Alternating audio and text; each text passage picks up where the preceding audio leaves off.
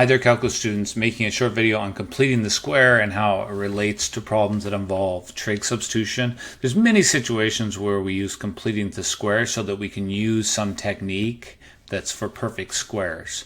And this involves situations where there's this so-called middle term. Now before I show you this, I do want to give you a way to remember this method. I could give a more general method, but if you're in calculus, for the most part, this will get you through. So the method is this. If you ever forget what a perfect square is, just make one up. Meaning do x plus 6 or x minus 10 and ask yourself what that is. Now, you do have to remember that in order to get what that is, you have to monkey face the thing out. I mean, you got these eyebrows and this nose and then this mouth, and it looks like a monkey face. But you have to do all the multiplications. So it's going to be an x squared. There's going to be a 36 at the end. That's these two eyebrows. And then you have the nose and the mouth, which is 6x and another 6x, so it's 12x. What happens in a problem where you're completing the square is you don't know these numbers. So what usually happens is you have a middle term, and you would like to know what these numbers are. And that's all I do. If I ever forget, I just run that scenario and I'll go, oh, wait a second. 12 was double, so I need to go half to get 6. And then you need to square 36. So when there's a middle term, what I like to do is make it so the number in front of x squared is 1. So this is kind of the worst thing that could happen, is then there's a 4 here. In which case there is a better, more direct technique, but the majority of the time x is 1. I'm just being sort of practical and minimal. So what I would do in a problem like this is I would factor out a 4, meaning I would divide each of these terms by 4 and do this. So I just wanted to say that up front. Sometimes if you're using this method, that means you might have fractions, but it's okay if there's fractions. Okay, so now you would say, what's the middle term? It's -8. And you would say, but -8, the number you're supposed to have is not 25, and that's often the problem in these situations. So you say, I have this, I need to do half the middle, which is -4, and then I need to square it, which is 16. So I want there to be a 16 there. If there were a 16 there, it would be a perfect square. So there's kind of a clever way to add 16 without changing something. And the way you add 16 without changing something is you also subtract 16. I know that's super goofy when you first see it. But we say, well, there was a 25 there, but I only want 16 of the 25. And then I want to see what's left over. So that's the other way to think of it, is like breaking up. Anyways, this becomes x squared minus 8x plus 16. So we have a perfect square, but there's this 9 left over. But the point is this should factor. Not only should it factor, the factor should be this half the middle, -4. And I never trust myself. I feel like there's too many little bits of arithmetic there that I always just re-expand. I monkey face it out and I say, is this the same as what I started with? That's completing the square. So you can see I talk about it here, I say there it is, and then I expand and check my work. Okay, if you do that, then it looks like the other problems in the section. So let's see a problem. Here's one right here. So if this were on your test, the first thing you would do is you would say, oh shoot, I need to complete the square. And you'd come over here and you'd say 4x squared minus 32x plus 100. You would divide the 4 out.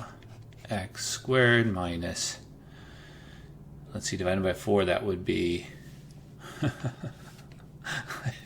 we just did it above and I'm forgetting already. Divided by 4, this would be 8x plus 25, and then I would complete the square on this, which we just did. This becomes x minus 4 squared plus 9.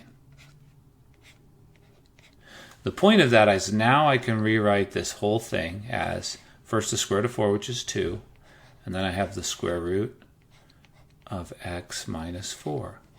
And we can always do that if there's a middle term. That would be step 1.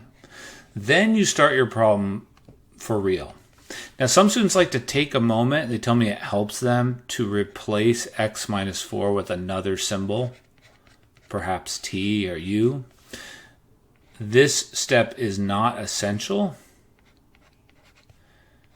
but sometimes it helps people see better what's going on. So I won't always do that. But now we get to do a trig substitution. So if you want me to review from here on out, it's just another example of trig substitution. We're going to replace t with, in this case, the identity is a plus. So we want to use tangent. In order to get a 9, we need this to be a 3. And then we need dt, which is 3 secant squared of theta d theta. And let's do all the replacing. So it's going to be 1/2 the integral, 3 secant squared of theta d theta, 1 over. At this point, you might be getting better at this, but this is going to become 9 when we square. Tangent squared of theta plus 9. This is going to be the square root of 9. Tangent squared of theta plus 1. So it's going to be the square root of 9 secant squared of theta. So it's going to be 3 secant of theta. And then we're there. One of these secants cancel, those 3's cancel, and we're integrating secant. So this is one of those you would look in our table and say, oh, that's in our table. It's the log. It's one of the ones we added.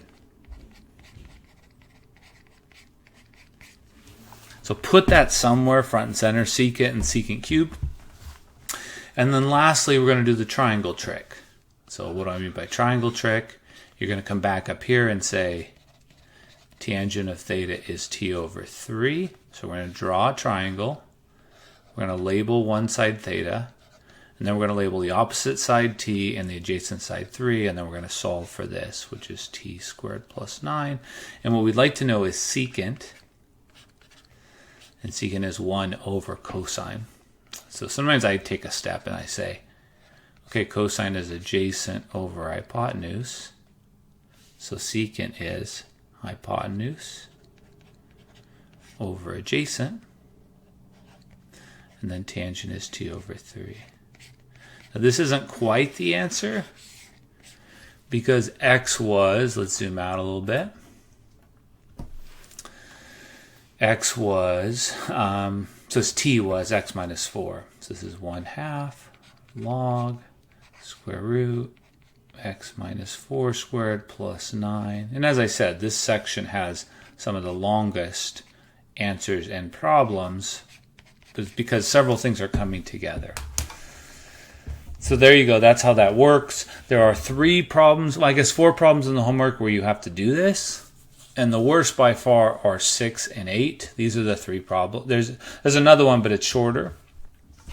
This 7 is not quite so bad because there's not as much going on. Half the middle is 3, so this is 9 minus 9. So this is x plus 3 squared minus 9. That's step 1. Then this one won't be so bad. These are bad because of this. These are extremely long problems. So I always warn students 6 and 8 are going to be long because when you do the substitution and plug it back in, you have to expand this big thing. I have a video where I do one of these problems. So just understand those are the longest problems of the term. They're a challenge in calculation.